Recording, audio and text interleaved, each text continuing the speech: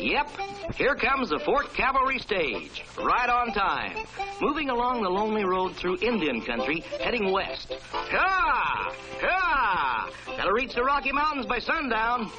Up on top, you could be anywhere. The trail doesn't have any signposts after you leave 4th Cavalry. You could be anywhere on the Great Plains in the 1800s, when the West was really wild.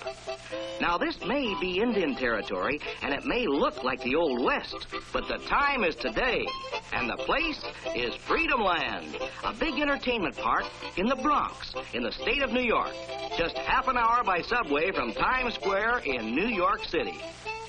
Here, they've built the places and the buildings representing 200 years of American history.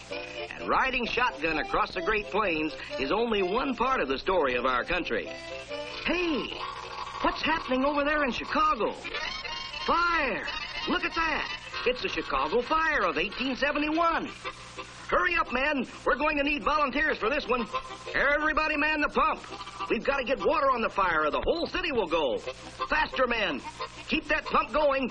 Mrs. O'Leary's cow has kicked over a lantern, and the flames are spreading fast. Keep that pump going back there. It's getting out of control.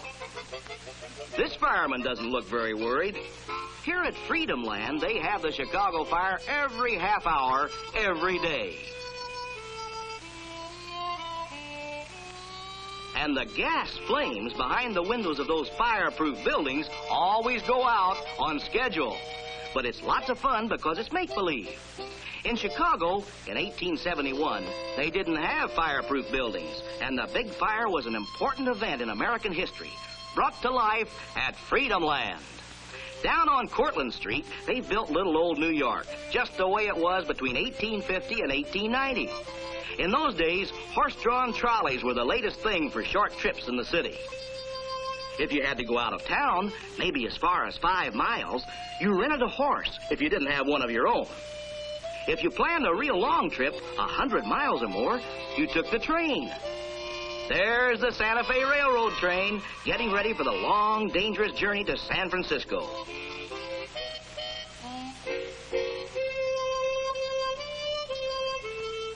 Here's another way people traveled in the 1800s, on a stern-wheel steamboat.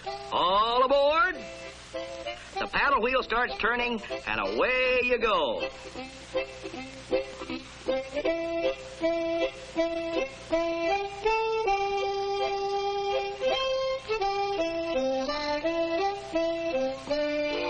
Traveling along, you can get a good idea of how our country looked in the days when there were only a few roads, and the stern-wheelers and riverboats were used to carry most of the heavy freight.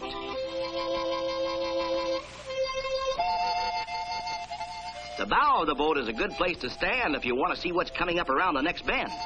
If your mother lets you stay there.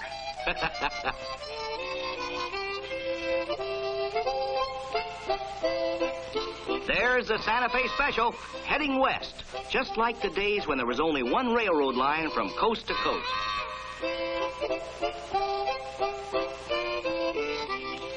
On board one of the big stern-wheelers at Freedom Land, you take a trip back to the days when there were only a few cities on the east coast of our country, and most of the land west of the Mississippi was a wide-open frontier.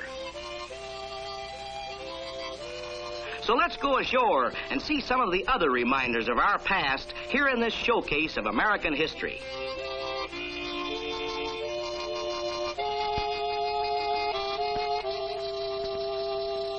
In the untamed Northwest, you can take a ride in one of the bull boats, traveling past a trapper's cabin back to the time of the historic Lewis and Clark expedition. You'll follow the route of the fur trappers, who were the first white men to see many parts of our country because they had to move farther and farther away from the new villages and towns to trap and hunt.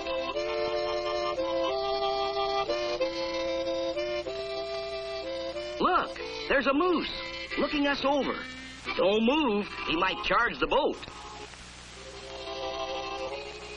There's an Indian carving a totem pole in a village just as it might have looked to a boatload of fur trappers as they kept pushing northwest.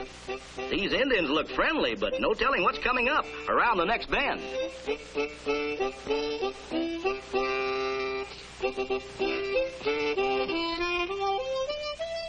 If you want to see more of Freedom Land, the best thing to do is go up, way up, high.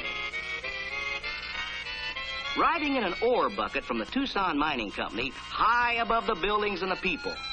From here, you can see most of Freedom Land and pick out the spots you want to visit next time.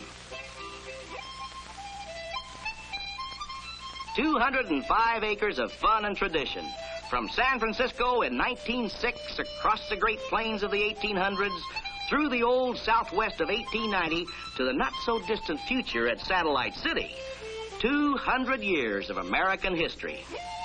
From the days when herds of buffalo roamed the West to the present and beyond. There are thousands of things to see, too many to look at on this trip, but all of them are fun. And all of them will help you appreciate the facts in your history books.